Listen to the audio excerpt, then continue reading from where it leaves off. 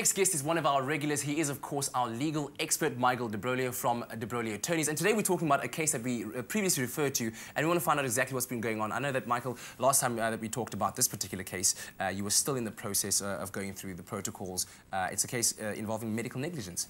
Correct. Basically, the matter has gone to court.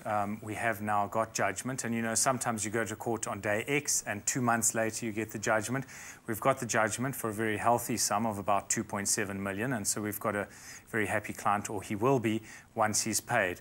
A medical negligence case, as we discussed before, is a case involving generally negligence either by a hospital and a staff or the doctors, where something they should have done wasn't done, or they did something incorrectly. They're much harder to prove than road accident fund cases, and you wouldn't do them, for example, for a tiny little scar. It would generally be a more serious case. In this particular case, as a result of negligence, his leg had to be amputated, and that had long-term implications for his job as well as his lifestyle. Now, as we're talking about this, obviously the gentleman came to you, kind of lodging the claim with you. Yes. How does one start this whole process? Because I guess there's a lot of trauma that goes into it. In this case, where he lost his leg, where do you start with the whole process? I think, like everything, you do some research, find out who are specialists in this area and can assist you, and go and approach an attorney. You can't mess around with something like this.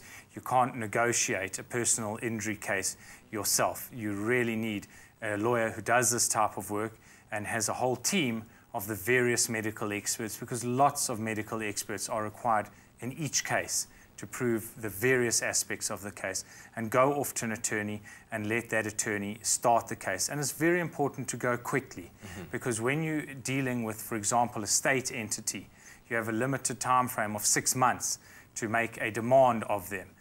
Once it's come to your attention, another time frame in which to issue a summons. And so there's various time frames that you need to be aware of, and you need to take action with those. So you can't just let it drag on and on. Yeah. Now, as you said earlier, this is one of the cases, or a particular case that's harder to prove than a regular RAF claim. So what would you say are the things that are strictly don't do's when coming to these kind of cases, where that could actually cost you the case at the end of the day? I think sometimes it's the documents the clients have signed before they've had an operation. So, of course, that's one of the things to look into. But the reality of the matter is most people aren't going to do an operation with you if you don't sign the consent. But in some cases, for example, you are agreeing to certain things and signing away your rights, acknowledging that there are certain risks that may happen as a result of a procedure. So that would probably be one of the don'ts. But the don'ts is, don't try and negotiate yourself. Don't try and accept somebody's offer. For example, a dog has bitten you, and they say, don't worry, we'll cover the medical expenses, just sign here. You don't go ahead and sign that, because you're forgetting that you have a claim for pain and suffering. It might impact on time off work. There might be a loss of income. So I think that's the important thing. In these types of cases, you just simply can't settle it yourself. You can't negotiate it yourself. Don't enter into agreements with people. Don't sign documents admitting this or accepting that. And obviously, you must understand that the people who have to pay out invariably at this time are very quick to get people around you to say, okay, great, we're going to cover the following 500 Rand automatically. I hope you're happy. And that type of approach. And you've got to avoid that. And go straight away and say, well, thanks for the offer, but I'm going to go and discuss it with my lawyer. What they're offering you might be right and fair, and it's most probably not.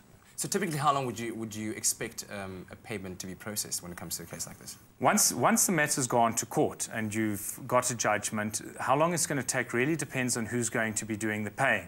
If it's a private institution, private hospital, a doctor, the payment's going to come a lot faster, typically speaking in 3 or 4 weeks. If you've had to sue a state entity, in the past it was particularly difficult to get money out of them. Since the Constitutional Court case ruling, certain provisions of the Act have been amended, and so going forward it should be easier to get money out of the state. But the state's not an ordinary litigant, and one can understand that. You can't just sell its goods.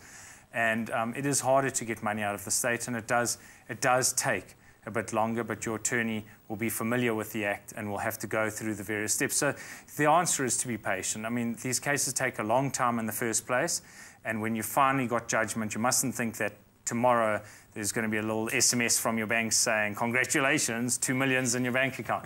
So just be patient and understand it takes time. Yeah. Now, of course, legal fees always being the question. Does your no-win, no-fee contingency apply here?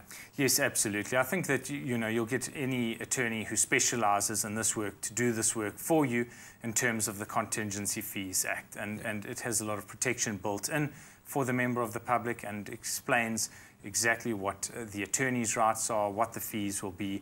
And I think that's the way to go for a client in a case like this. Yeah. Michael, thank you very much once again. Thank you. Well, there you have it. All the information you need can now also be found on our expressoshow.com website. Stay right where you are.